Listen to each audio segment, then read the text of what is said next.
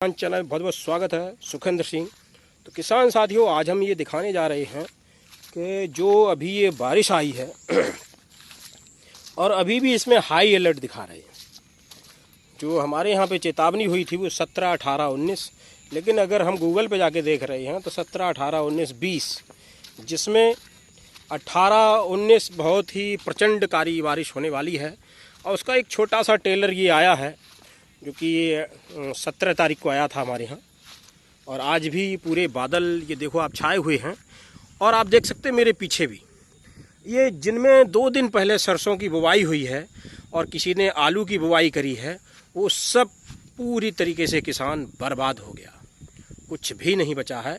हमने भी पपीता 1 हेक्टेयर में लगाया था, अब ये राम भरोसे चल रहा है। क्यों? हमारे खेत में भी क्या हुआ है कि जो बेड पे लगाया इस वजह से बच सकता है। इसीलिए हम आपको ये बताना चाह रहे हैं कि पपीते की खेती आप कभी भी करें, केले की आप जैसे मर्जी कर लें, कोई फ़र्क नहीं पड़ता। लेकिन अगर आप पपीते के अंदर जा रहे हैं तो आपको ये सोचना पड़ेगा 100 बार, क्या पपीता हमारा कभी भी सुरक्षित है। अब मैंने बेड पर लगाया था, लेकिन और हमारे जो साथियों ने हमारे साथ लगाया है उन्होंने बेड पर नहीं लगाया, फ्लैट में लगा दिया है। तो आज जो उनकी कंडीशन है वो बहुत ही दयनीय दशा में बैठे हुए हैं। और हमें इस बात का भी थोड़ा सब्र है कि अगर आगे और ज़्यादा बारिश नहीं हुई तो हमारा जो बेड का फार्मूला है वो कामयाब होने वाला है। वो किस तरीके से है, जैसे आपको मैं दिखा भी सकता हूँ अपने इस वीडियो में कि ये हमारा देखो बेड है, खेत में पानी है, प्रॉपर है। और इसकी भी हम अभी कोशिश कर रहे हैं कि इधर से हम थोड़ा अपना जल का जो निकास है वो करेंगे, क्योंकि वो हिस्सा नीचा है तो कोई बात नहीं, वो हमारा लगभग थोड़ी सी एरिया में 10 बिस्बे में करीब पानी भरेगा, बाकी का हमारा पूरा फील्ड सेफ हो जाएगा अगर हम उसमें उतार देंगे पानी। तो अभी हमारे बेडों के ऊपर देख रहे होगे आप, पानी नहीं चढ़ा है। अभी हमारी जो बेड है वो सुरक्षित अवस्था में है, और जो पौधा भी है वो अभी आप देख भी रहे होंगे वो सुरक्षित अवस्था में खड़ा हुआ है। तो अभी बहुत टेंशन लेने का विषय नहीं है। लेकिन अगर इसी तरह की से अभी 2 दिन की बारिश और बताई जा रही है और अगर वो हो गई तो किसान बचेगा ही नहीं, फिर तो मरने की कगार पर है। क्योंकि अभी तक का जो हमारा इसमें खर्चा है वो लगभग 1 लाख के समथिंग हो चुका है, और अभी इसमें होना था, तो होने वाले की तो बात ही अलग है। लेकिन अभी जो हो गया है वो भरपाई करना बहुत ही मुश्किल होगा।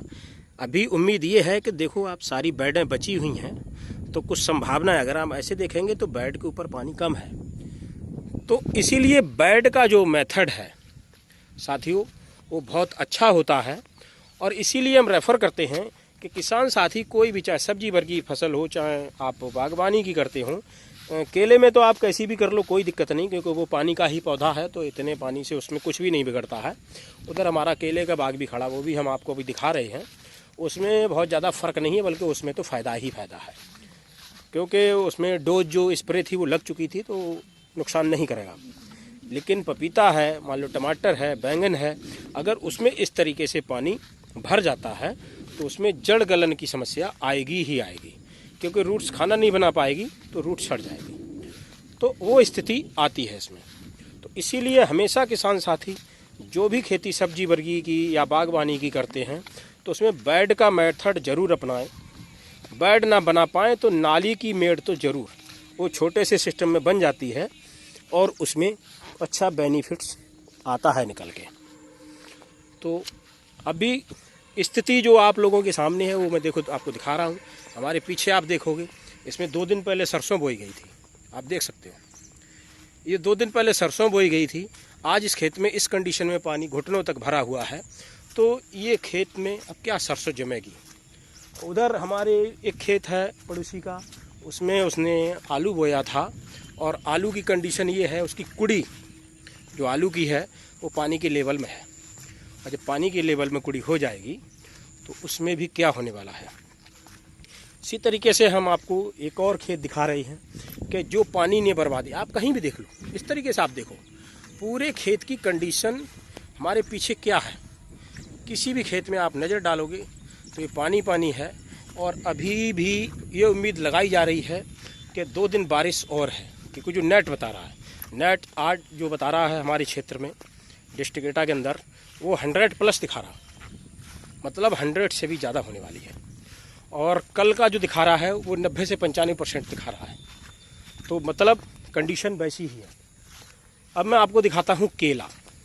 तो केले में जैसे आप देखोगे तो केले की तो सुंदरता बढ़ रही है, इस पानी से कोई फ़र्क नहीं पड़ा उसको, और बल्कि केला तो मुस्करा रहा है और अच्छी प्रोडक्शन के ऊपर चला जाएगा वो।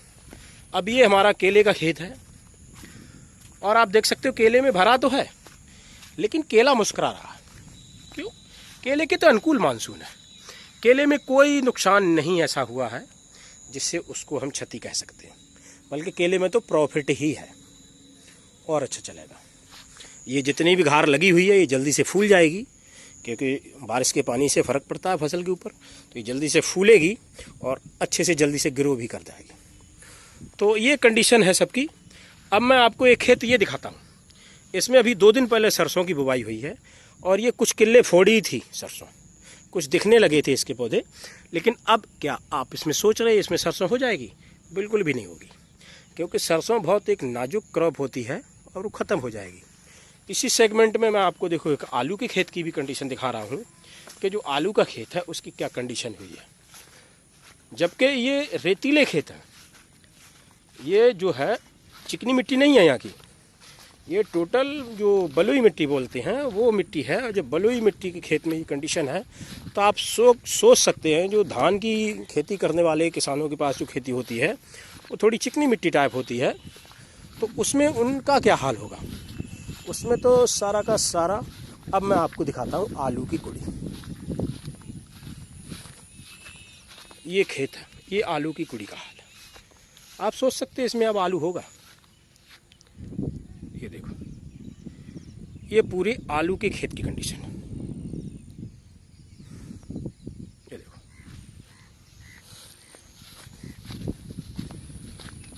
अभी थोड़ी सी बारिश थमी थी 5 मिनट की, तो मैंने कहा कि चल के थोड़ा सा देखें क्या हाल है खेत का। यही तो किसान की ज़िंदगी है। जो ये लोग नारा लगाते हैं कि जय जवान जय किसान, मैं उनके सख्त विरोधी हूँ। क्यों विरोधी हूँ? कि जवान पूरी तरीके से प्रोटेक्ट है, लेकिन देश का किसान कहीं भी प्रोटेक्ट नहीं है। वो आए दिन कहीं उसको प्रकृति चूसती है, कहीं सरकारें चूसती हैं, उसको चूसने के लिए ही बनाया गया और उसके साथ कोई भी खड़ा नहीं है।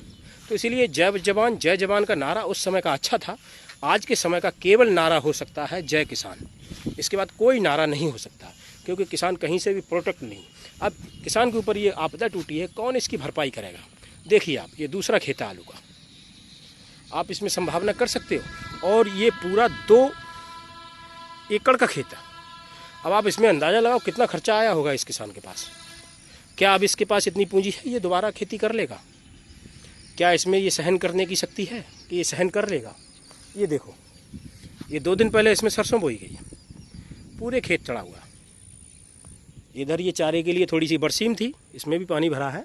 और ये सरसों, इसमें तो चलो कोई दिक्कत नहीं है, सस्ता जुगाड़ हो जाता है। लेकिन ये सरसों, ये तीसरी बार इस खेत में बोई गई इस पार मानसून के में। और जैसे ही इसमें देखो जर्मिनेशन स्टार्ट हुआ, हम आपको थोड़ा दिखाते हैं, अगर 1-2 आपको दिख जाए तो ये बस जमाव पे ही आ गई थी। और जमाव पे आने के बाद इसकी कंडीशन ये है, देखो 1-2 ये दिख रही है, ये जमाव कंडीशन में ये हाल हो गई है। तो आप लोग ही इस बात पे निर्णय कीजिए कि ये नारा आज की डेट में कहाँ तक सत्य है कि जय जवान और जय किसान। मैं विरोध नहीं कर रहा, लेकिन ये बिल्कुल नारा ही गलत है। जय किसान है तो जय किसान ही है, कभी भी ऐसी कोई गाज नहीं गिरती है। और आप आज सोच के देख लो, अगर कोई भी सैनिक मरता है तो केवल राजनीति के कारण ही मरता है। क्यों? राजनीति का शिकार है वो। कोई बॉर्डर पर लड़ाई नहीं, नेता लड़ते हैं, नेता ही लड़ाते हैं। तो इसीलिए वो चीज़ें हैं। इसलिए किसान की सुनने वाला कौन है? मुख्य पॉइंट बिंदु ये है कि किसान की सुनने वाला कौन है। अब ये जो बर्बाद होता किसान है, इसकी कौन करेगा भरपाई? कौन सुनेगा इसकी पुकार? और लोग कहते हैं आंदोलनकारी नहीं है, वो खालिस्तानी नहीं है। वो किसान की बात कर रहे हैं कि किसान की भरपाई करने वाला कौन है देश में?